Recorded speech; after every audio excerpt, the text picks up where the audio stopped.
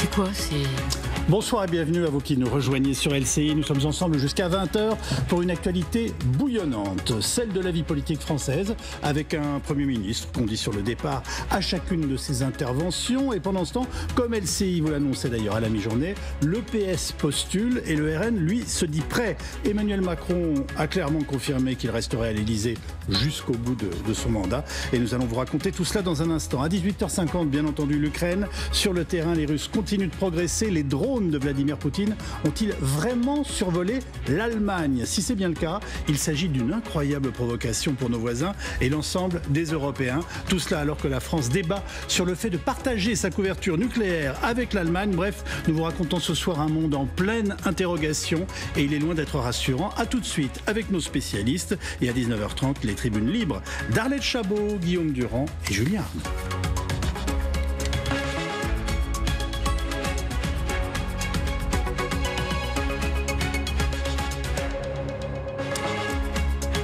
Décidément, la situation de François Bayrou est instable. Je crois même qu'on est largement au-delà, comme en témoigne le budget alternatif, par exemple, présenté par le Parti Socialiste. Le PS explique tout simplement être prêt à gouverner.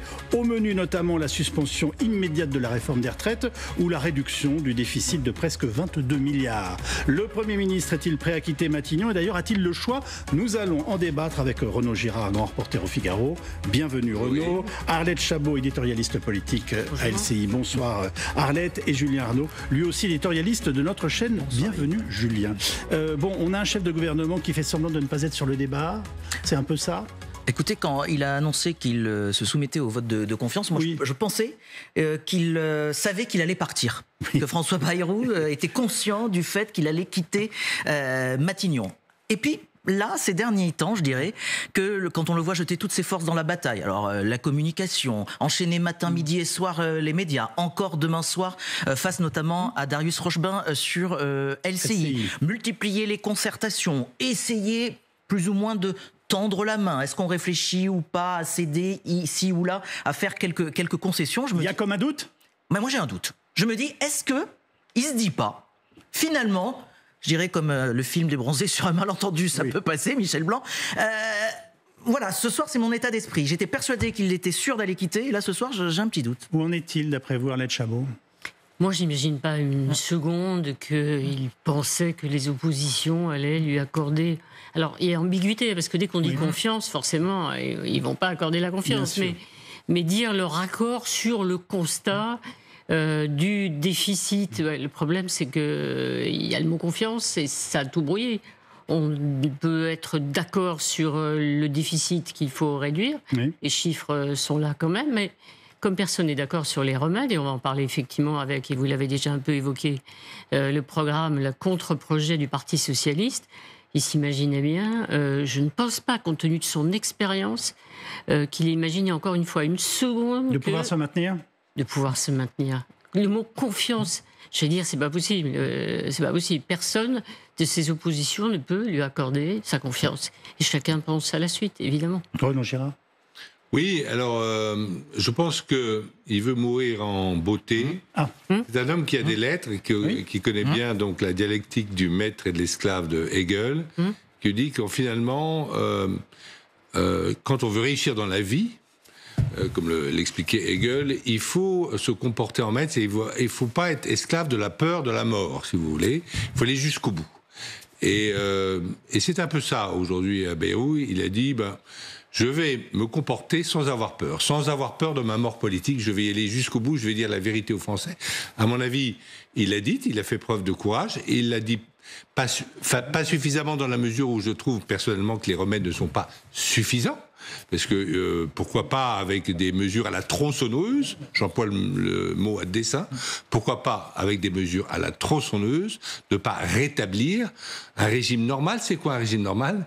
C'est l'équilibre des finances de l'État. Oui. Comme je vous rappelle, Yves, que l'Italie, qui était très endettée, est revenue à un équilibre des finances de l'État, c'est-à-dire qu'on appelle ça, il n'a pas de déficit, un excédent primaire, quoi. Il y a encore des dettes à rembourser, mais un excédent primaire.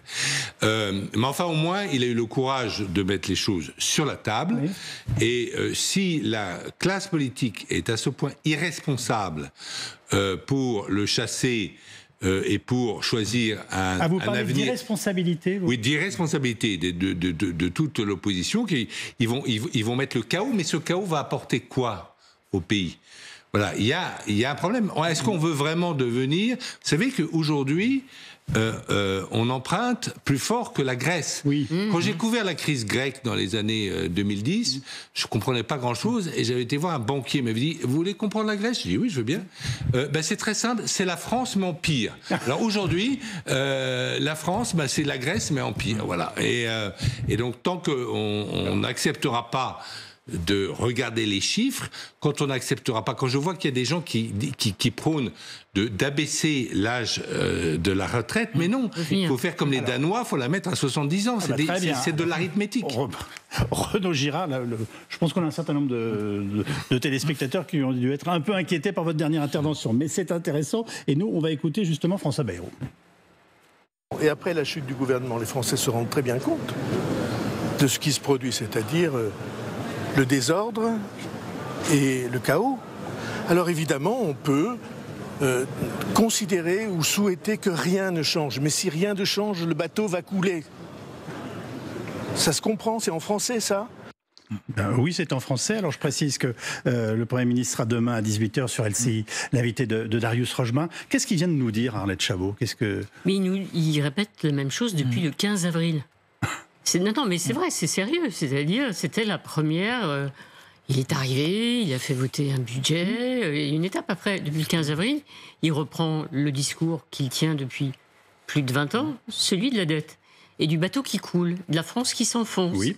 De l'intérêt de la dette, parce qu'on ne rembourse pas la dette, il faut rembourser évidemment les intérêts de la dette, qui va devenir bientôt, ce remboursement, le premier budget de l'État. C'est un truc qui nous plombe, évidemment que ça nous plombe.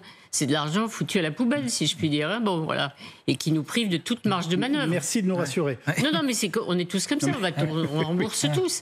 Voilà. Il nous a dit 15 avril. Alors, c'était déjà un signal d'alarme. Après, il est arrivé le 15 juillet avec un projet, effectivement, un premier jet de budget. Voilà. Après, on s'est dit, il va discuter, François Bayrou, parce que c'est son truc. Il discute. Il peut parler à tout le monde. Il faut parler à tout le monde. Et effectivement, il pouvait regarder du côté des socialistes une deuxième fois, essayer de trouver un accord.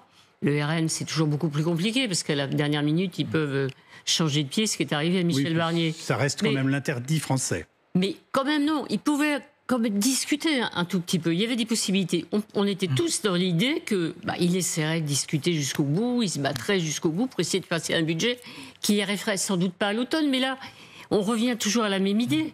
C'est lui-même qui dit « Allez, je vous demande encore une fois un vote le 8 juillet. Oui. » Donc, mais pour dire qu'on est tous d'accord sur le déficit. Mais c'est juste pas... Donc, moi, j'ai beaucoup d'estime pour François Bayrou, parce que c'est quand même quelqu'un qui connaît la politique, qu'il a fait depuis longtemps. Il a des convictions, la preuve, la dette, c'est sa bataille. Il a été un des seuls à répéter qu'on allait dans le mur depuis des années. Donc je ne peux pas imaginer une seconde, il connaît la classe politique, il connaît les ambitions des uns et des autres. Et là, encore une fois, je pense qu'il a réfléchi. Sans doute a-t-il été surpris par la rapidité de la réponse, le non. Mais sur le vote final, il les connaît. Tous. Quel est le rôle ou l'action du président Macron dans tout ça, Julien Arnaud ? On se pose la question. Oui.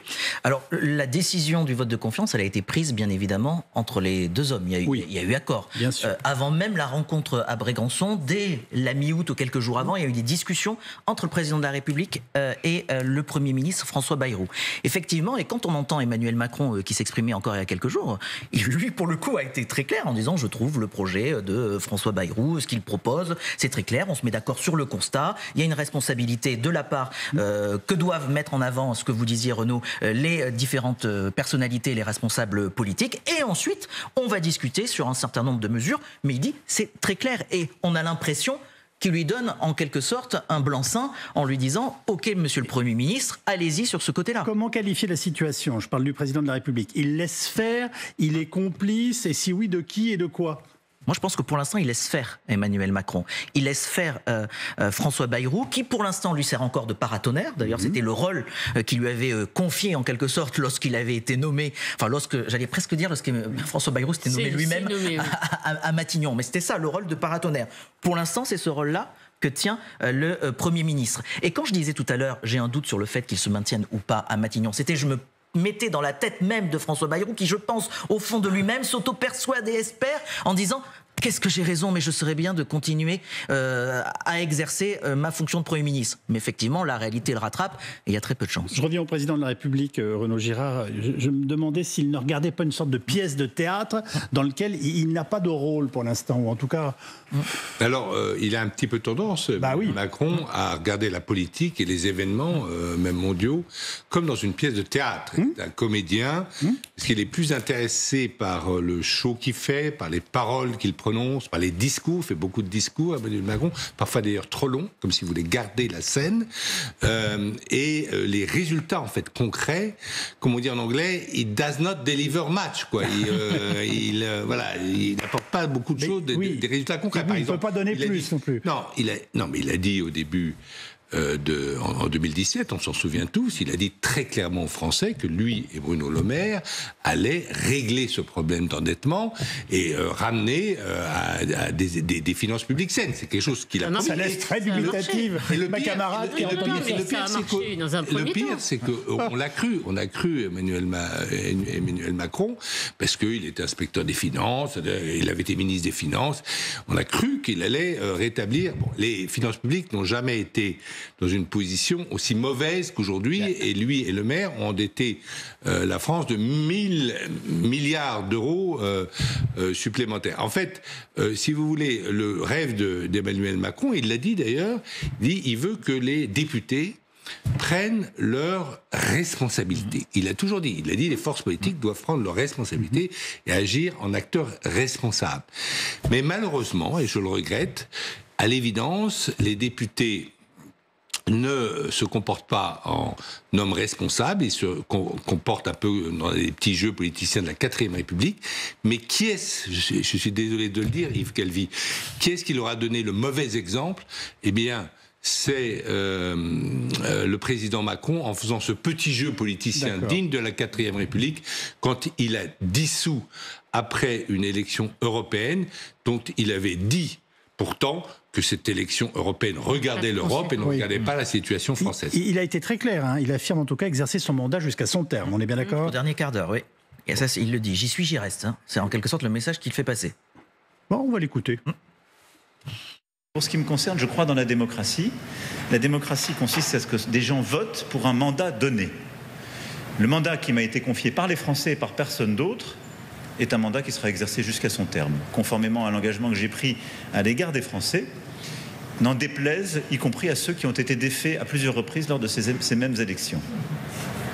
Mais qu'est-ce qu'il nous dit là ? Je trouve presque gênant cette intervention où il a l'air à la fois très content de lui, alors qu'on n'est quand même pas dans une situation exceptionnelle. On vient d'expliquer quand même qu'il ne tient pas aujourd'hui toutes les ficelles du spectacle, je ne sais pas comment le dire, et il a une espèce d'affirmation de lui en tout cas qui est importante. Il y a une espèce d'ironie à l'égard de ceux qui l'ont battu. On pense évidemment à Jean-Luc Mélenchon, bien entendu, qui a été le premier, ça fait un petit moment depuis la dissolution, qui demande aussi la destitution, ce que va faire à nouveau LFI, du président de la République. Bon, et puis on voit aussi la trajectoire du Rassemblement national. Marine Le Pen aussi battue à 2 reprises, avec un RN qui a bougé beaucoup, position, parce que la dissolution, c'était pas ce que demandait il y a quelques semaines et quelques mois le Rassemblement national. Donc là, vous nous dites qu'il estime, pardonnez-moi de vous interrompre, que ses ennemis sont eux-mêmes fragilisés. C'est-à-dire que ses ennemis, il les a battus 2 fois. Donc franchement... il a toujours cet avantage. Et le mandat, il a raison. Le mandat, il le tient du peuple français. Oui.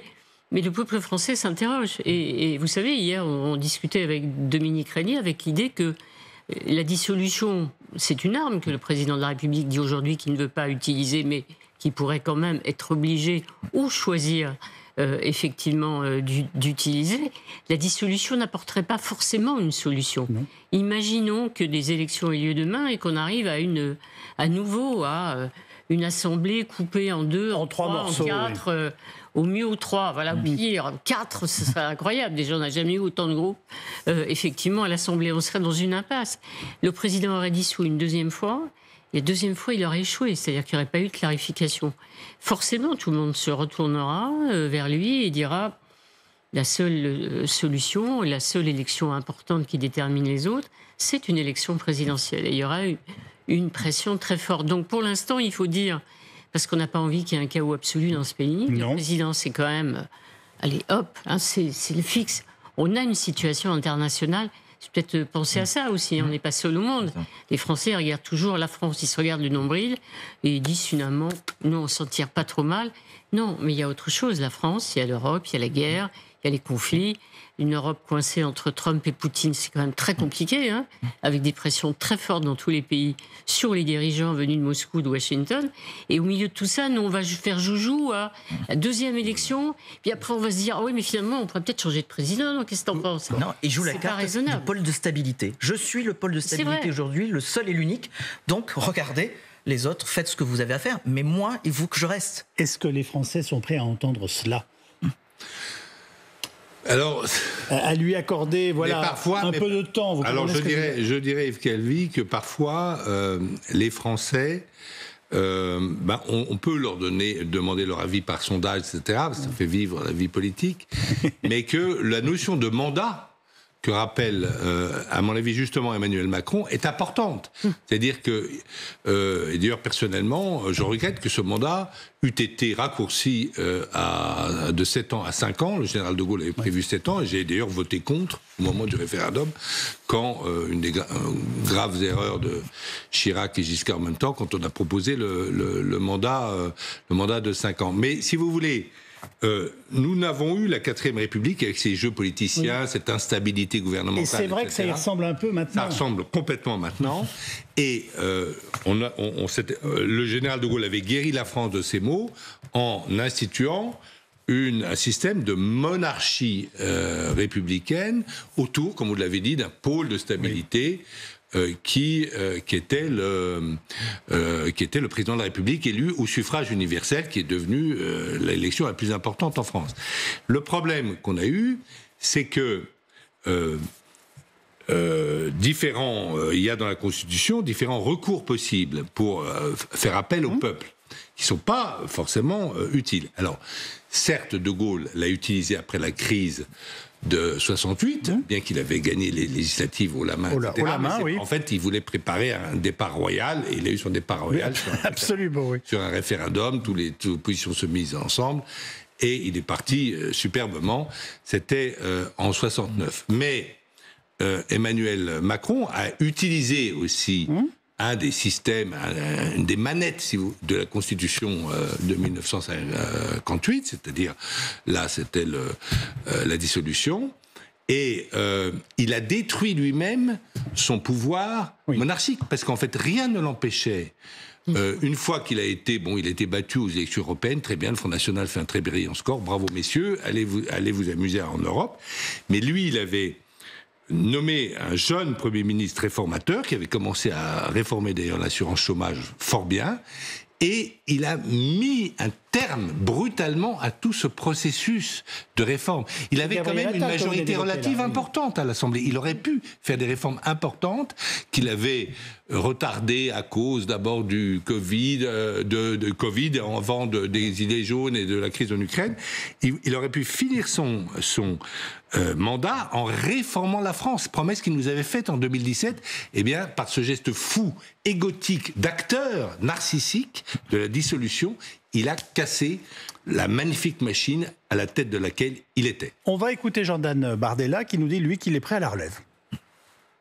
Si nous sommes dans la situation d'une impasse démocratique aujourd'hui, ce n'est pas à cause de la dissolution. C'est à cause des accords de second tour qui ont été mis en œuvre par nos adversaires pour bloquer le pays et empêcher les Français de choisir une majorité d'alternance. Donc nous sommes prêts, nous travaillons, et je crois que les Français attendent aujourd'hui un changement. Ils attendent un changement d'orientation politique, et cette alternance, nous l'apportons.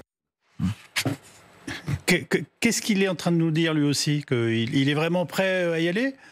Parfois on en doute, vous le savez, on se dit, voilà, ce sont les spécialistes pour nous dire, oui, on veut absolument le pouvoir, et on n'en est pas vraiment sûr.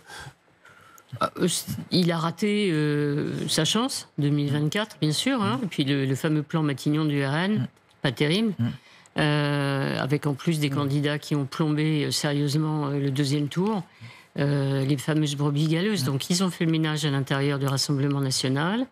Aujourd'hui, ils disent qu'ils sont prêts. Il y a une fenêtre d'opportunité pour le Rassemblement national aujourd'hui, évidemment.